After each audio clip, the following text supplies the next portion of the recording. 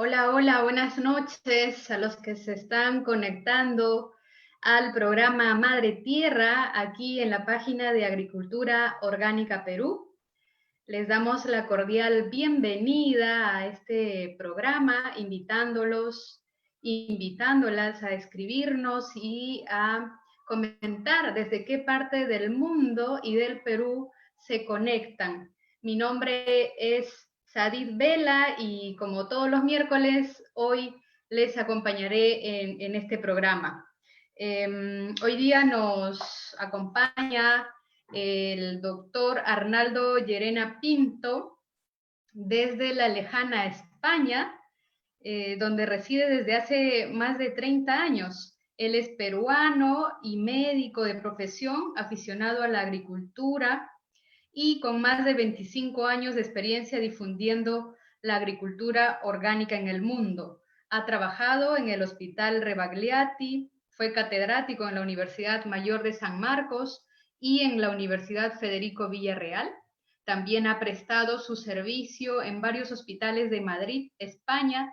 Es miembro del Centro Peruano de Fitoterapia Andina, del Consejo Rector Primera Cooperativa Valenciana de Consumidores y Productores de Agricultura Ecológica. Ha organizado varios eventos relacionados a la agricultura orgánica. Toda una vida dedicada a la ecología. Bienvenido, doctor Arnaldo Llerena. Gracias por estar en Agricultura Orgánica Perú. Es un honor. Buenas noches, pues un placer estar con ustedes. Gracias, doctor. Hoy día vamos a tocar el tema a partir de los conocimientos y la experiencia que usted tiene respecto a la salud del suelo, las plantas y la humanidad. Ya saben, amigos y amigas, estamos en vivo y en directo desde Lima, Perú, aquí en el programa Madre Tierra en Agricultura Orgánica Perú. Doctor Llerena, si nos podría comentar un poco, aquí en este programa somos fans de escuchar la historia de vida y la trayectoria de nuestros invitados para luego pasar al tema que nos trae. ¿Nos podría contar su historia de vida y por qué eligió usted estudiar medicina? Bueno, pues fue la verdad una cosa que siempre se me dio estudiar desde que estaba en la primaria. Pensaba ir a que estudiar medicina, exactamente la causa exacta no sé, pero fue un deseo que siempre lo tenía, a pesar de que mis padres ni ningún familiar era médico, pero yo tenía ese deseo y siempre lo fui diciendo a mi familia, estuvieron de acuerdo, pues y postulé a la universidad y tuve la suerte de ingresar a la Universidad de San Marcos y ahí culminé mi carrera de médico.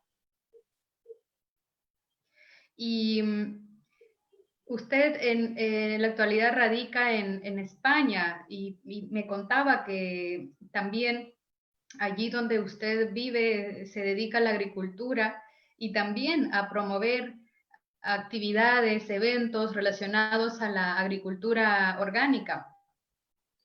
Bueno, así es. En realidad todo esto de la agricultura comenzó por una cuestión, no sé si del destino, pero en forma casual. Yo en un tiempo viví en las Islas Canarias, específicamente en la isla de Gran Canaria, y dentro de la isla en un pueblo muy bonito que se llamaba Firgas, que el pueblo de Firgas se le considera, le llaman también el Balcón del Atlántico porque es un pueblo que está a unos 600 metros de altura, pues y de ahí se divisa el mar y las montañas. Yo tenía una casa en una zona de una montaña y ahí tenía pues unos 3.000 metros de terreno y la gente pues yo pensé pues hay que cultivar algo porque no vamos a hacer un jardín tan grande y es muy grande el terreno y comencé a preguntar, no tenía ni idea de lo que era la agricultura orgánica ni nada y comencé a preguntar a los vecinos pues qué se hace esto y todos me decían que hay que ponerle un fertilizante químico, me decían el nitrofosca que es un nombre comercial y luego que echarle cuando se enferma este veneno y así comencé pues como me decían los vecinos, pero yo decía, pero esto no lo veo bien porque echarle veneno y luego comerlo pues no tiene sentido. Y desgraciadamente todo esto en la universidad no me enseñaba nada de agricultura, lógicamente, ni tema de pesticidas, ni nada. Bueno, pues tuve una coincidencia de que hicieron un curso europeo de agricultura orgánica justamente en el pueblo donde yo estaba, que duró 3 meses, y también la coincidencia que de tarde yo tenía tiempo y era de tardes, fue cosa quizá del destino. Entonces entré a ese curso que era de 3 meses y ahí conocí a otras personas que también estaban en el curso y pues ahí fue, digamos, mi inicio en el tema de la agricultura orgánica en el pueblo de Firgas de Gran Canaria, que lo recuerdo con cariño porque ahí comencé esta afición. Más o menos Y así. bueno, y desde ahí usted ha caminado imparable en todo este trayecto de lo que es la promoción de la agricultura orgánica. Doctor, y últimamente le hemos visto en varios eventos virtuales de agricultura orgánica. ¿Nos podría comentar un poco sobre ello, por favor? Bueno, pues en general, pues mi idea pues ha sido, como decíamos, difundir la agricultura orgánica y desde Canarias hicimos cursos, primero de permacultura, organizamos el primer curso de permacultura en las Islas Canarias y fue mucha gente de todas las islas, porque son 7 islas y de todas las islas fueron y fue unos varios días, un curso muy interesante con los más importantes de España que llevamos a mi casa y luego al curso. Y desde ahí pues he estado haciendo difusión, luego ya me mudé a Valencia, donde tengo una finca de 3 hectáreas y aquí también hemos hecho muchos cursos de este tema, pues y han venido expertos nacionales e internacionales también, como Jairo Restrepo, que también tuve la suerte de llevarlo a Jairo Restrepo a Perú. Hicimos 4 cursos en Perú, en Cusco, 2 en Lima y otro en Piura, que fueron, yo creo, importantes porque se ha formado un grupo fuerte de agricultura orgánica con el concepto de Jairo Restrepo en Perú. Y luego también en España, en donde vivo, en Bétera, es un municipio de Bétera, yo vivo en el campo, a 10 minutos del pueblo, pero que está también bastante cerca de la ciudad de Valencia, media hora de la ciudad de Valencia. Ahí en la finca organizamos también el primer curso europeo del método Hadam de agricultura ecológica, que es un método coreano prácticamente desconocido en Europa, no se conoce o no se conocía y vinieron gente de toda Europa, inclusive vinieron gente de Alemania, de Inglaterra, vinieron gente de Portugal, de Italia y de todas las partes de España, más o menos 70 personas estuvieron y tuvimos la suerte nosotros también, pues lógicamente cuando terminó el curso de partir con el profesor bastantes días, aunque no era tan fácil porque el profesor solamente habla coreano, no habla inglés.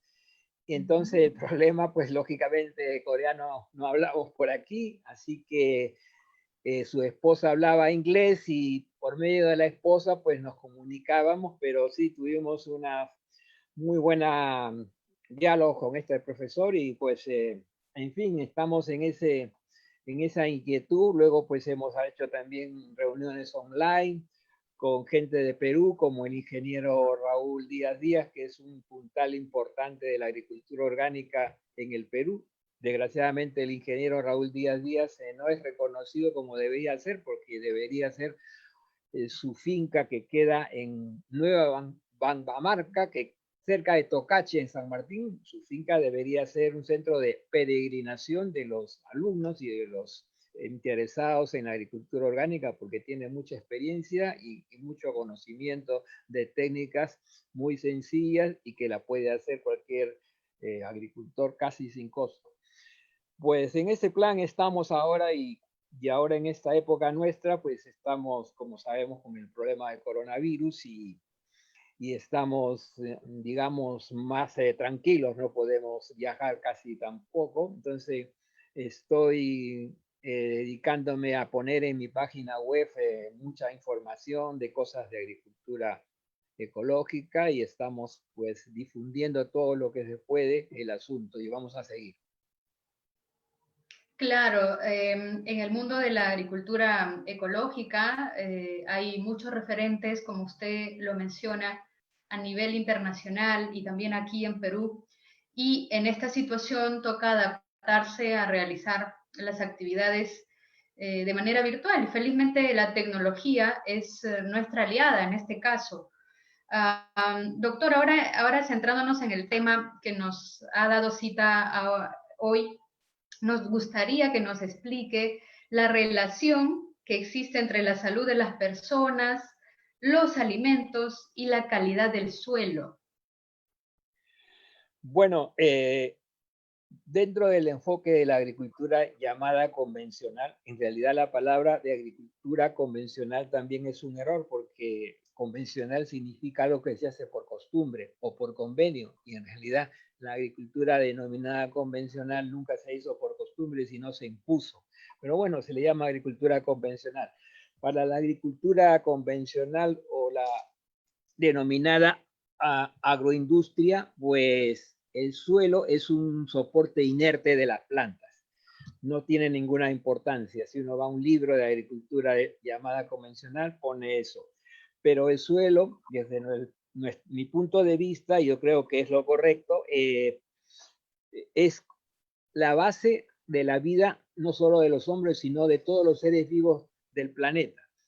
Porque el suelo es un ser vivo, por eso nuestros antepasados le decían la Pachamama y tenían toda la razón, porque es la madre de todo. El suelo, junto con el sol, forman el dúo que nos va a dar la vida. O sea que si no tenemos suelo vivo y no tenemos sol, no hay vida.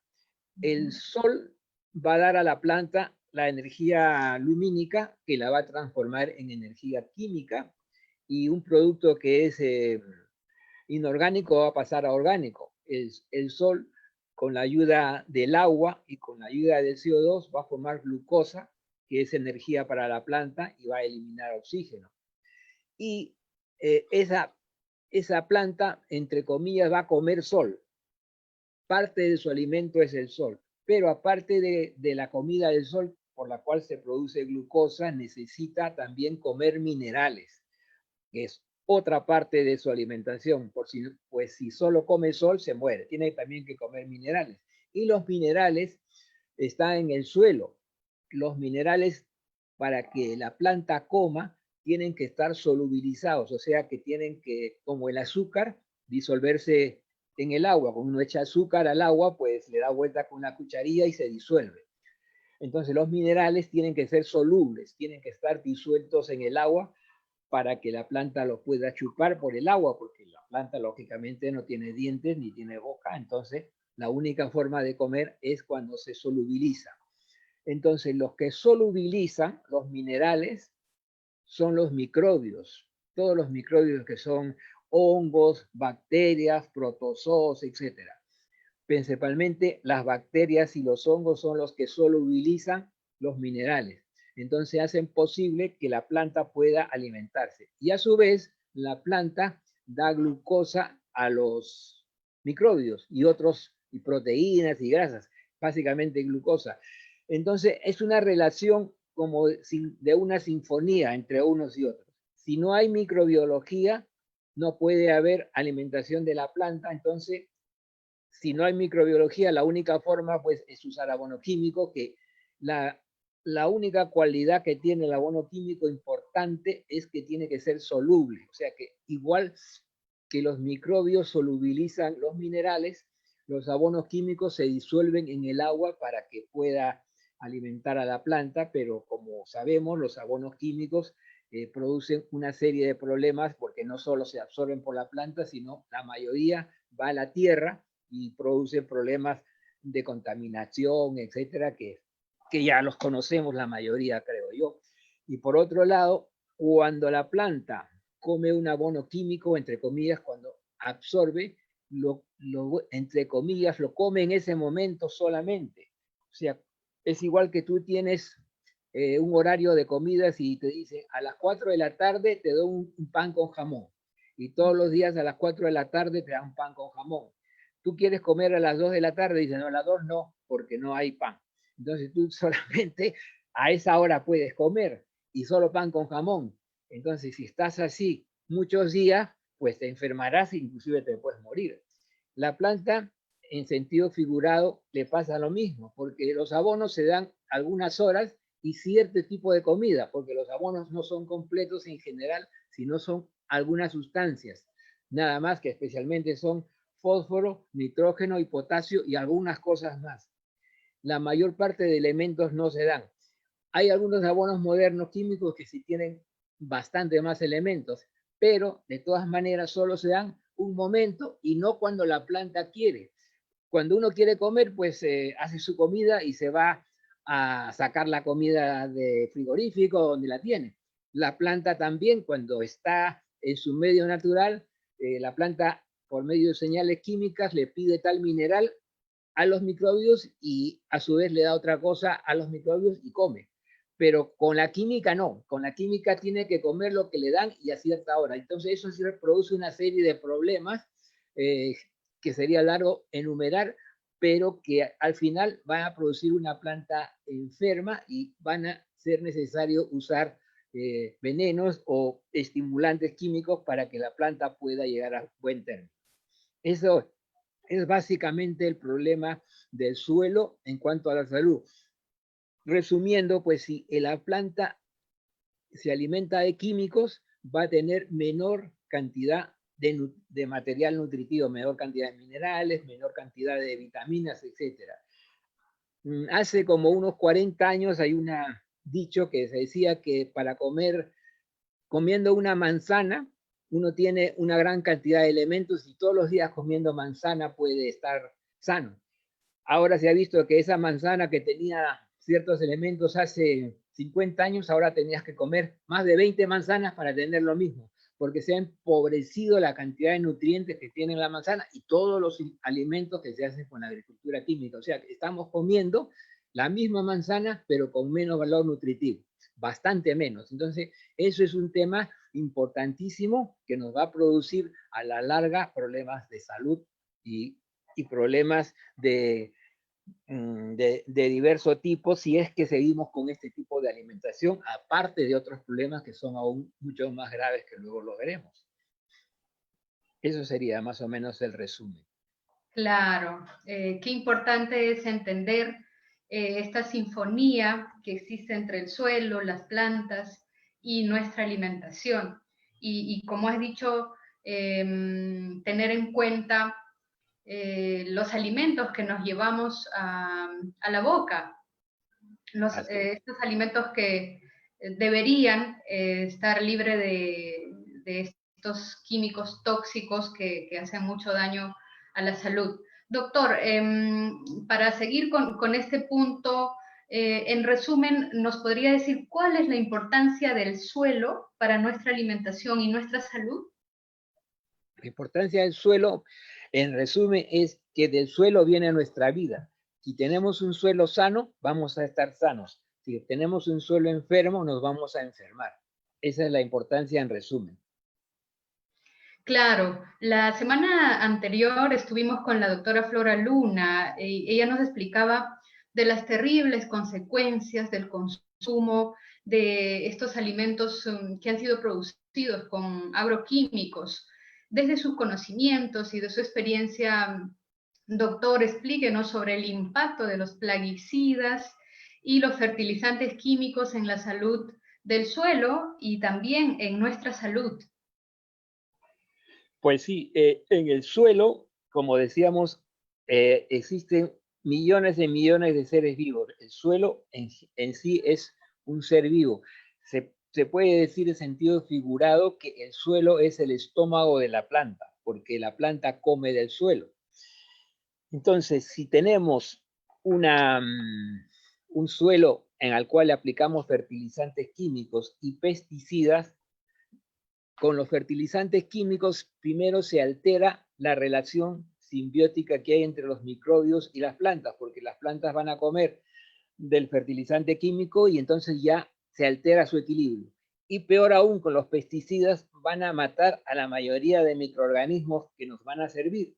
Entonces, el binomio de pesticidas más fertilizantes químicos van a producir prácticamente una muerte del suelo. Y esa muerte del suelo va a producir una alteración grave en la salud de la planta, como decíamos, y eso a su vez producirá problemas de salud de la persona. Y por otro lado, los restos de pesticidas que tenemos en los alimentos que vamos a comer, nos van a producir una serie de problemas que pueden ir desde trastornos de la conducta hasta autismo, trastornos del movimiento como Parkinson, ciertos tipos de Alzheimer, cánceres y otras patologías que todavía no están muy bien estudiadas, pero básicamente producen enfermedades que eso sí está visto y lo podemos ver en muchos estudios que hay del asunto. Y un tema importante es que no es solamente la dosis de un plaguicida. Normalmente se dice que una dosis baja no produce problemas. Muchos plaguicidas tienen una acción que se llama de disrupción hormonal, que es en dosis muy bajas, inclusive 1 sobre 100.000, producen una alteración de la función de hormonas, y esa alteración de la función de hormonas va a producir alteración, dependiendo de la hormona, del organismo, ¿no? Una cosa muy frecuente en España es que la mayor parte de mujeres tienen baja de la hormona tiroidea. Casi todas las mujeres de cierta edad toman tiroides, porque tienen hipotiroidismo. Y eso se ha estudiado que tiene que ver con un tipo de pesticida que produce una alteración, se confunde, digamos, entre comillas, con la hormona, y esa hormona no funciona bien y produce el problema del hipotiroidismo. Y así podemos ir hablando infinidad de patologías, algunas no tan conocidas y otras sí ya conocidas, porque hay miles de estudios de este asunto que definitivamente nos van a producir problemas. Los agrónomos, digamos, convencionales dicen que sí, pero que no hay remedio, porque con eso vamos a mejorar la planta y se va a poder producir una agricultura. Pero ya nosotros sabemos, yo inclusive por experiencia personal, a pesar de no ser experto, tengo una experiencia personal de muchos años en el tema y conozco a agricultores y la literatura, etcétera, dice que no hay ninguna necesidad de usar agricultura química para alimentarnos ni alimentar al mundo. Ninguna. Hay infinidad de estudios que luego los podemos hablar de ese tema. Si no hay ninguna necesidad para utilizar estos agroquímicos, ¿por qué lo estamos haciendo? Esa es la pregunta del millón. El tema es un tema económico y político. Yo lo voy a decir desde el fondo. Nosotros vivimos en un sistema capitalista. El sistema capitalista es el sistema predominante. No quiere decir que todos seamos capitalistas, sino el sistema que predomina. Hay sistemas en cada zona, hay hasta sistemas de trueque, inclusive sistemas de intercambio, hasta sistemas semifeudales, etc. Pero el sistema predominante en nuestro mundo es el sistema capitalista. ¿Qué es lo que quiere el sistema capitalista? ¿Cuál es su esencia? El sistema capitalista, la esencia de que funcione es el aumento de la tasa de ganancia del que tiene el capital. Eso es lo que hace que el sistema funcione. Entonces, uno va a ganar dinero como sea, especialmente los grandes capitales. Lo que ellos quieren, los accionistas de esas empresas, lo que quieren es solamente ganar dinero. Lo demás es secundario. No interesa el aumento de la tasa de bienestar de la población y de la gente, sino solamente ganar dinero. Entonces, desde este punto de vista, todos estos fertilizantes químicos y todos estos pesticidas, pues son una fuente de miles de millones. Solamente una compañía, vamos a decir, la Monsanto, que ya no existe, hace algunos años declaraba más de 500.000 millones al año de ganancias, solo una compañía. Y esa compañía, la Monsanto, como ustedes sabrán, hace poco tiempo, creo que hace 2 años, fue vendida a la Bayer por más de 57.000 millones de euros, me parece. Fue vendida.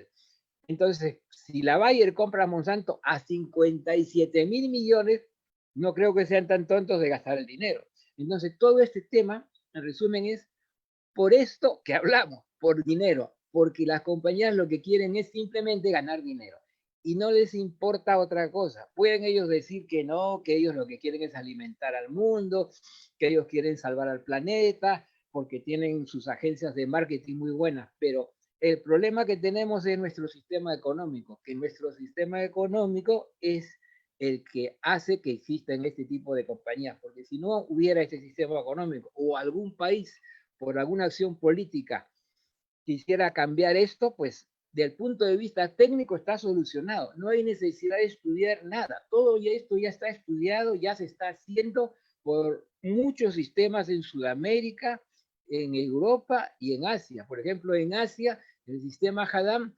tiene como 20 años trabajando con todo eso sin necesidad de pesticidas. Y el padre del sistema Haddam, que es otro señor que todavía vive, que se llama Cho Han-kun, tiene un sistema también un poquito más complicado, pero también de agricultura orgánica que desde los años 60 funcionaba. Y en Sudamérica, desde los años 50, 60, hay una cantidad de preparados de agricultura orgánica que ya están sistematizados, que hay libros de todo eso, como el de Jairo Restrepo y otros libros más, que de Eugenio Gras, etcétera, etcétera, que ya está escrito lo que hay que hacer y solamente hay que hacerlo, y se está haciendo en miles de granjas, sino que el tema es el que siempre, y regresamos al tema del sistema económico. Ese es el problema, por eso es de que esto estamos como estamos. Esa es la causa final, prácticamente. Tiene usted mucha razón al mencionar que tenemos una falla en el sistema. En ese sentido, doctor, ¿por qué sería importante para las sociedades retomar con la agricultura orgánica, la agricultura natural, y si este tipo de agricultura es rentable? Bueno, este también es otro tema que hay un mito grande sobre la agricultura orgánica. Primero dicen que los productos orgánicos son feos. Después dicen que son pequeñitos. Después dicen que producen poco. Entonces todos los que están en contra dicen, bueno, eso se puede hacer de una huertita, de la abuelita, pero para cultivar unas grandes fincas no, porque no da productos. Todo eso también es mentira, no es porque lo diga yo. Primero, yo he hecho agricultura orgánica en mi finca esta y he producido más que la agricultura convencional yo mismo. Yo tengo aquí, dentro de lo que tengo, tenemos un invernadero de 3.000 metros. En ese invernadero de 3.000 metros hemos producido, por ejemplo, 10.000 matas de tomate teníamos ahí. Y hemos producido, en el caso nuestro, la experiencia personal, un tomate de un tipo que se llama Rafi, un tomate que se llama aquí valenciano, que son difíciles de producir, más cantidad que el producto convencional, con mayor tamaño, con mayor calidad y una cosa importante, a menor precio. Entonces, y eso no es cosa mía, porque en la literatura y en mi página web, que tengo mucha información de este tema también, están ejemplos de todo el mundo, no solamente de Sudamérica, sino de Norteamérica. En Norteamérica hay un estudio de un grupo que se llama Rodale, de Estados Unidos, que tiene un estudio muy famoso de 40 años de estudio de comparativo de agricultura orgánica y agricultura ecológica. O sea, hace 40 años comenzaron el estudio. Y hasta ahora lo que se ha visto es que la agricultura ecológica no produce menos y produce más ganancias.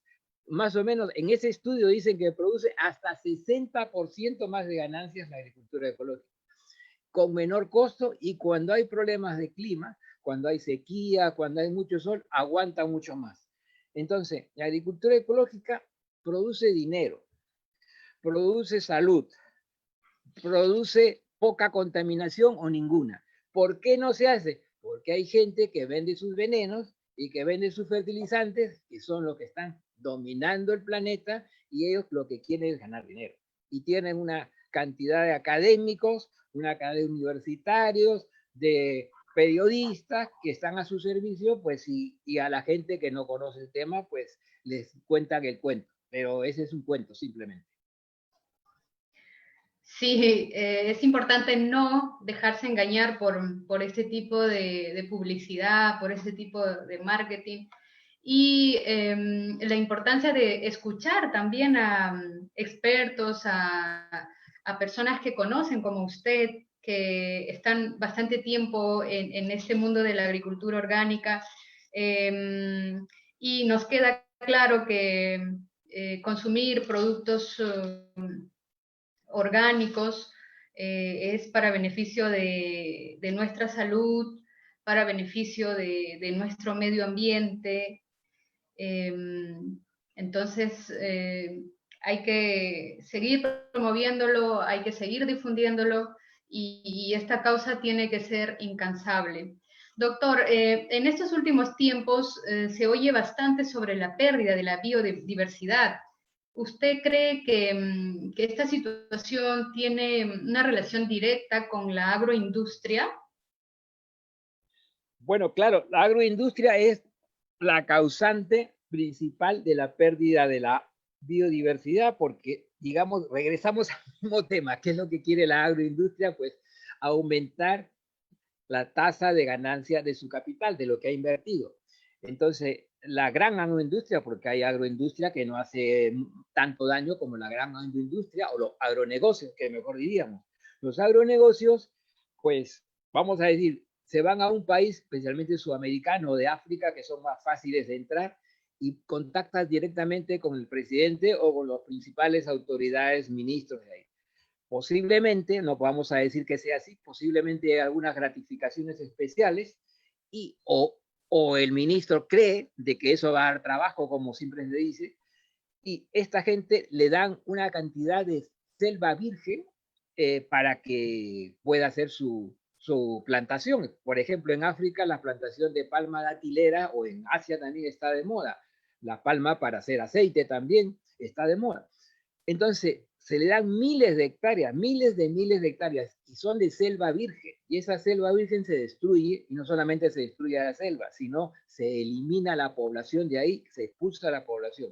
Y eso, pues, es un problema que está en aumento, desgraciadamente, o esperemos que ahora, luego de esta tragedia del coronavirus, se pueda parar algo o pararlo, pero que es un problema no solamente ya de pérdida de la biodiversidad ni pérdidas de especies, sino es una causa, eso es importante que lo sepa, es una causa de las pandemias que estamos haciendo, porque este tema de la relación de los agronegocios con la pérdida de biodiversidad es fundamental para que se produzcan estos virus tan patógenos como se están produciendo en este momento.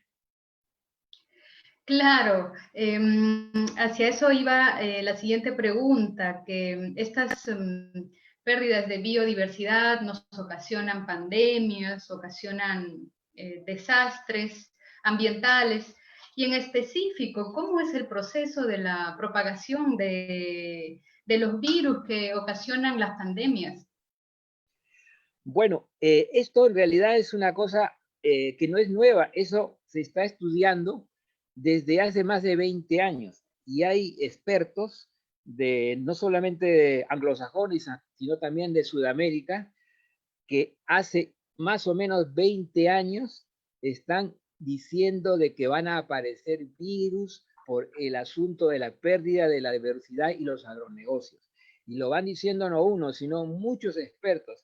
Si uno se comienza a ver la literatura, desde hace 20 años hay alrededor de unos 600 trabajos que yo he podido contar de este tema. Y en Sudamérica hay un grupo muy interesante que ya también tiene alrededor de 20 años, que ha formado lo que se llama la epidemiología crítica. ¿Qué quiere decir esto? Que ellos se dan cuenta de que el problema no es solamente de que apareció en tal sitio un virus, sino las relaciones sociales, económicas y políticas y geográficas de ese sitio que hagan que aparezca el virus. Entonces, eso se está estudiando no de ahora, sino de hace mucho tiempo ya en Sudamérica. Y también en los países anglosajones hay grupos que están en el mismo tema. Hay un libro que salió en el año, creo que el año 17, que no tuvo tanta repercusión, pero ahora tampoco lo están sacando mucho porque va directamente, como como un torpedo a la línea de flotación del capitalismo. Y es un libro de un norteamericano que se llama Rolf Wallace. Este señor que se llama Rolf Wallace sacó un libro en inglés que traducido al castellano quiere decir el título, Grandes granjas producen grandes plagas. Entonces, ese libro es uno, no es el único, es uno de los que explican detalladamente, como todos estos trabajos, de cómo se produce este asunto. Básicamente, vamos a ponernos que yo soy un virus, que vivo dentro de un murciélago. Estoy en la selva y tengo mi murciélago que me acoge, y de ahí pues me puedo ir a infectar otros animales, un zorro, una rata, un tigre, y estoy de un animal a otro y a veces tengo problemas porque algunos tienen un sistema inmunológico difícil y me pueden matar. Entonces, pero voy viviendo ahí. ¿Qué pasa? Cuando viene una agroindustria, esta agroindustria pues entra al bosque, 1000, 2000, 5000, 10.000 hectáreas, pasan los tractores y acaban con el bosque. ¿Qué pasa ahí? Miles de millones de virus se mueren, miles de animales se mueren, pero no todos se mueren. Por ejemplo, en el caso del virus que va en el murciélago, generalmente el murciélago, porque es un animal que vuela, pues no muere, o por lo menos la mayoría. Y es uno de los hospederos más importantes de los virus. Entonces, ¿qué pasa? El virus con el murciélago ya no tiene selva. Entonces, el murciélago tiene que comer, porque lógicamente si no come se muere. Pero para su suerte, el murciélago encuentra su paraíso terrenal, porque donde había selva y tenía enemigos, se encuentra la palma datilera, por ejemplo.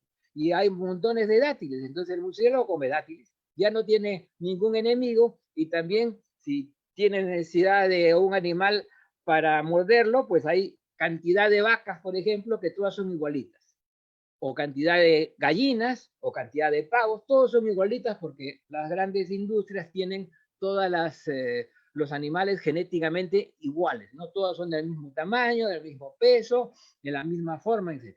Entonces, eso para el virus también es una maravilla, porque el virus no tiene que luchar con diferentes inmunidades y diferentes genéticas, no solamente con una, y generalmente la inmunidad está baja, porque a esa gallina se le da antibióticos, vive estresada, vive con muchos animales, con una comida mala, entonces entrar a la gallina a infectarla es bastante sencillo. Y si esa gallina la infectas mucho y se muere, también es sencillo pasar a otra gallina porque está al ladito, se pasa al ladito, no hay necesidad de problema. Entonces, ¿qué fenómeno han visto los investigadores en estos casos? Que en estos casos un virus que no era muy malo, entre comillas, que no era muy patogénico, no era muy virulento, se hace más virulento por la facilidad que tiene de reproducirse. Entonces, un virus, vamos a decir, el virus del ébola, que siempre ha habido, cuando ha habido estos cambios tan brutales, se ha hecho muy malo y muy patógeno porque tenía la vida sencilla y se ha hecho más fuerte. Entonces, el tema de pérdida de biodiversidad más ingreso de personal humano y animales genéticamente iguales es como si le dieran un plato servido al virus para que se alimente. Estamos haciendo todo lo posible para que crezca un virus, y no solo uno, sino cualquier cantidad que luego pueden aparecer. Y eso es el problema fundamental que tenemos en esta pandemia, que va, como decíamos, como un torpedo al punto de flotación de nuestro sistema capitalista. Y eso, por eso no se pone tanto en los periódicos, porque no conviene, digamos. Pero no es que yo lo diga, porque si ustedes pueden ver ahí en mi página, y tengo montones de información del tema este también, y ustedes lo pueden ver por su cuenta, pero si no quieren demorarse mucho, pueden mirar ahí lo que yo tengo y pues de ahí sacar las conclusiones que ustedes quieran, que son desgraciadamente las que estoy diciendo, porque no es conclusión solo mía, sino de gente que ha dedicado su vida al tema y lo está diciendo desde hace mucho tiempo. No es cuestión que, como dicen muchos, que el virus lo sacó Bill Gates, o lo sacó la chinita actual, o lo sacó la abuelita de fulano. Pues vamos a suponer que lo ha sacado Bill Gates, vamos a suponer. Bueno, lo ha sacado Bill Gates, pero si Bill Gates no lo saca, igual aparecen, porque el virus, como estoy explicando, es consustancial al problema de pérdida de diversidad por el agronegocio brutal, que es consecuencia del capitalismo que quiere aumentar la tasa de ganancia, en este caso en los agronegocios, y no le importa nada para hacer esto. Esas granjas, si ustedes la ven desde el punto de vista científico convencional, son una maravilla, porque los animales están muy bonitos, con sus antibióticos, en sus jaulitas que no se pueden mover, y le sacan sus caquitas como una cosa, pero desde el punto de vista de lo que estamos hablando, no están muy bien porque es imposible que se pueda controlar un virus y la reproducción de un virus y el cambio de hábitats, todo lo que hemos hablado, es imposible. Y eso, como repito, no es cosa mía, sino es cuestión de la gente que ha estudiado eso y lo está diciendo mucho tiempo antes. Por eso seguramente, pienso yo, Bill Gates sacó eso de los virus hace unos años porque él ya sabía que eso iba a pasar y estaba preparándose no solamente para salvar al mundo, sino también para sacar alguna vacunita o alguna cosa para ganar un poquito más de dinero, porque eso es la función de la gente que tiene mucho dinero, ganar más y ganar más. Eso es su vida. Entonces, el tema central es ese. Claro, entonces el agronegocio brutal, como dice usted, que solo piensa en el dinero, es lo que finalmente lleva a la humanidad a este tipo de consecuencias y lo que estamos viviendo ahora también, que es una situación muy crítica para muchos países, en específico nuestro país. Doctor, ¿y cuál debería ser las medidas que debería implementar el Estado y qué debemos hacer nosotros como sociedad? Bueno, eso es un tema largo, pero yo tengo algunas sugerencias que no es que yo tenga la píldora mágica ni la varita mágica, sino cosas prácticas que en el caso del Perú se pueden hacer. El problema del Perú, pues ya lo conocen ustedes mejor que yo. El problema, hay un hacinamiento espantoso en las ciudades. Todo el mundo se va a las ciudades porque cree, y en muchos casos es verdad, que iba a vivir mejor, porque en sus pueblos pues no tienen cómo progresar, como dicen. Entonces se van a las ciudades.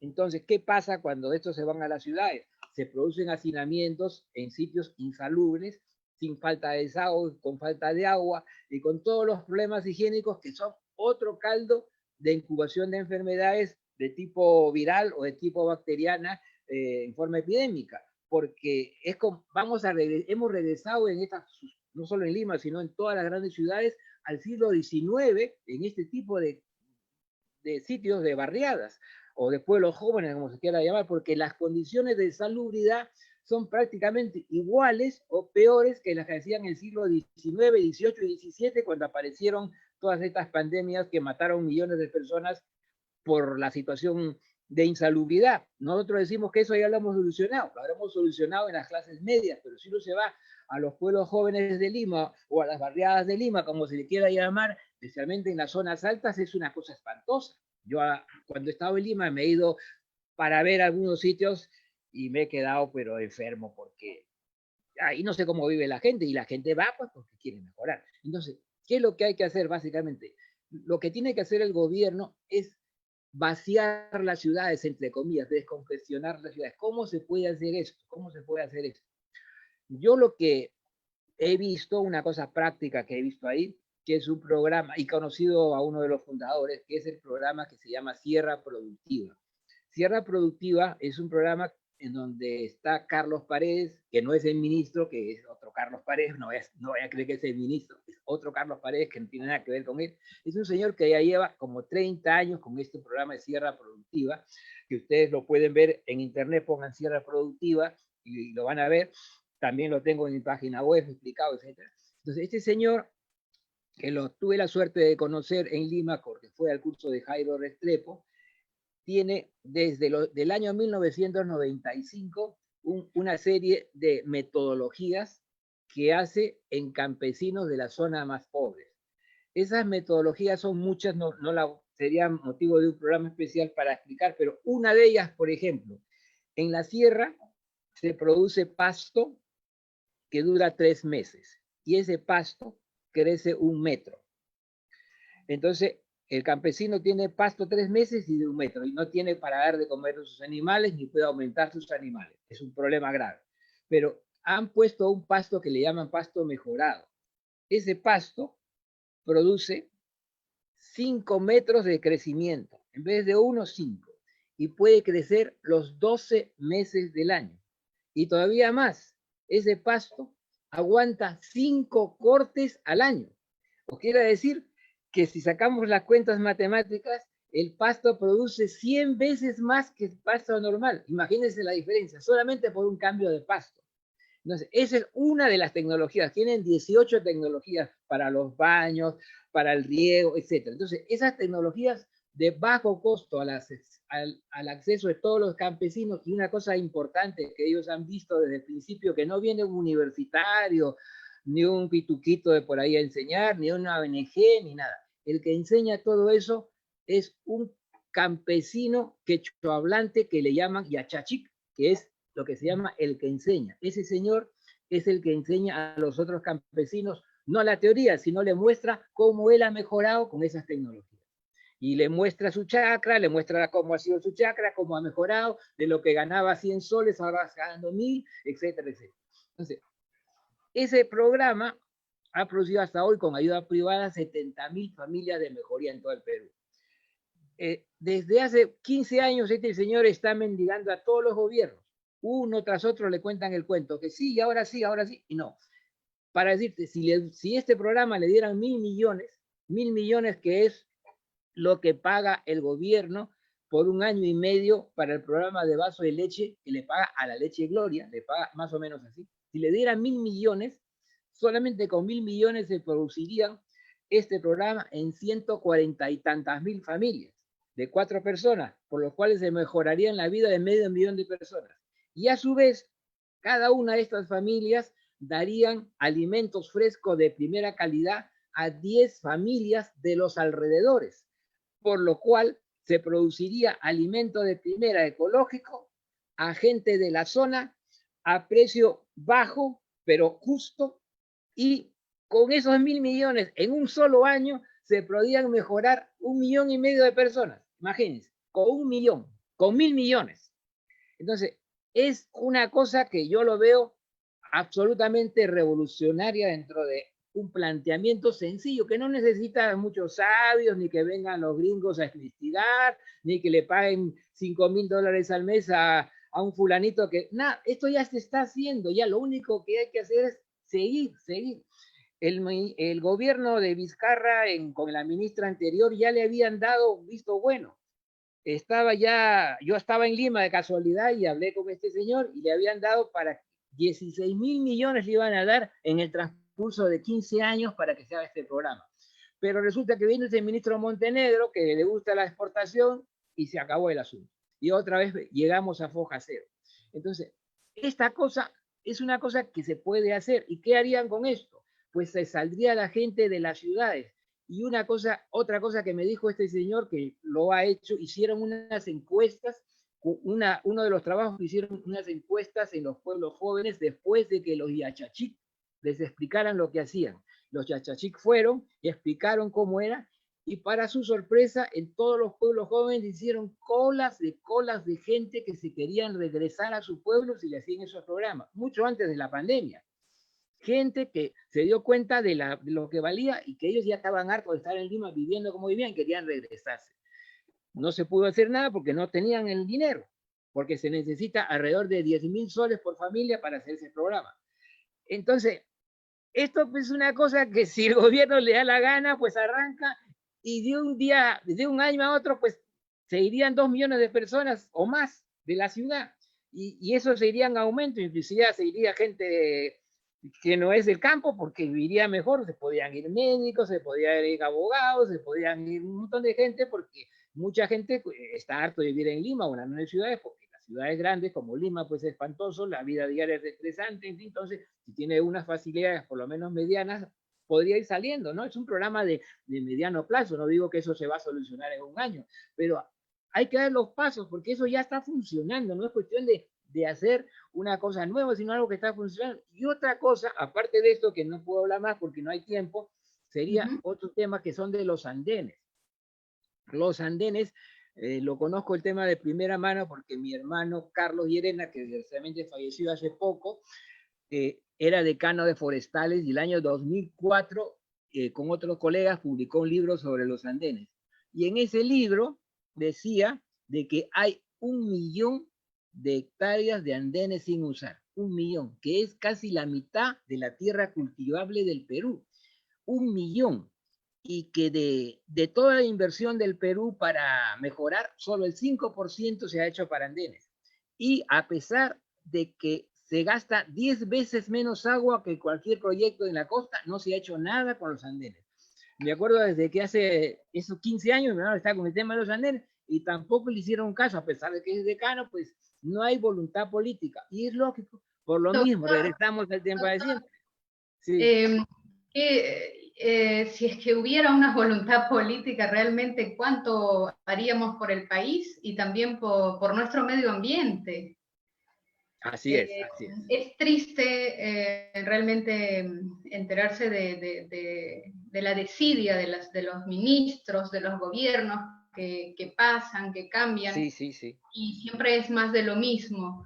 Doctor, tenemos algunas preguntas en el Facebook de Agricultura Orgánica Perú. Antes de eso, yo quiero agradecer a Freddy Vivanco por estar conectado, Dionisio González, muchos amigos que están conectados en este momento y nos están acompañando, María Romero, Olegario Cabrera, desde Cajamarca también están nuestros amigos de Cusco, Rosina Belit también. Tenemos un comentario de Clever García Sánchez. Un saludo, Clever, gracias por acompañarnos. Tiene que haber políticas de promover la agricultura orgánica y restringir los agroquímicos, nos dice Clever. Esperanza Carvajal también está conectada. Elena Castillo Domínguez desde Piura. Gracias, Elena, por conectarse con nosotros. Ellen Roth nos pregunta cómo se puede combatir plagas de manera orgánica dependiendo del cultivo. Y Ives Cocachacra también hace la pregunta, ¿es demasiado tarde para cambiar este proceso de extinción de la especie Homo sapiens? Doctor, por favor, si respondemos a estas preguntas. Bueno, para hacer, en cuanto a la extinción del Homo sapiens, pues para ser realista, estamos en una situación bastante mala. Si no cambiamos, como estamos explicando esto de pocos años, pues aparecerán casi seguro, ojalá que me equivoque, otra cantidad de virus, quizá de mayor patogenicidad, y nos vamos a ir, pues como digo yo, al otro barrio rápidamente. La única forma que tenemos es que haya una presión social pues muy grande, y que la gente se dé cuenta de que ya no tenemos que salvar los animalitos, ya no tenemos que ni siquiera ver el tema de la contaminación, sino es un tema de vida que es como si estás a un lado del precipicio y si te empujan te caes. Estamos en ese nivel. Entonces es un tema que tendría que haber una presión social o una fuerte corriente de algún grupo político o de un grupo que lo que se llame para que se pueda impulsar al gobierno, en el caso del Perú, que tiene medidas ya que se pueden hacer, como repito, que no es una cosa del otro mundo, que ya están haciéndose y que hay que seguirlas. Hay que seguir ese camino. Exactamente. Claro, como dice Putu Biotienda Virtual Delivery, nunca es tarde para ver la luz y convertirnos en Homo sapiens místicos. ¿Cuánta razón tiene sobre ello, doctor? Realmente usted tiene mucho conocimiento, mucha experiencia. El tiempo aquí vuela y estamos casi en la parte final. Y a nombre del equipo de Agricultura Orgánica Perú, yo debo agradecer que se haya dado tiempo, también que haya dado su esfuerzo para madrugar, porque sé que allá en España son aproximadamente las 2 de la mañana. Un poco más. Y un poco más seguramente, y usted con esa dedicación que le otorga a este tema de la agricultura orgánica nos ha concedido esta entrevista y para nosotros realmente es admirable el trabajo que usted está realizando. Muchas gracias por estar con nosotros. Muchas gracias a ustedes y también les invito a que puedan ver mi página web ecofood.com, eco con 2K de kilo y food con 2O, ecofood.com, donde tengo mucha información que les puede interesar sobre todo esto que hemos hablado. Muchas gracias. Muchas gracias, doctor. Vamos a visitar su página y me despido de cada una de las personas que nos han acompañado esta noche con sus comentarios, sus preguntas. Gracias, en verdad, para nosotros es muy importante que ustedes participen también. Me despido hasta el siguiente miércoles, no sin antes recordarles que pongamos en práctica nuestra solidaridad y nuestra empatía. Hoy más que nunca, todos y todas nos necesitamos. Gracias, hasta el siguiente miércoles.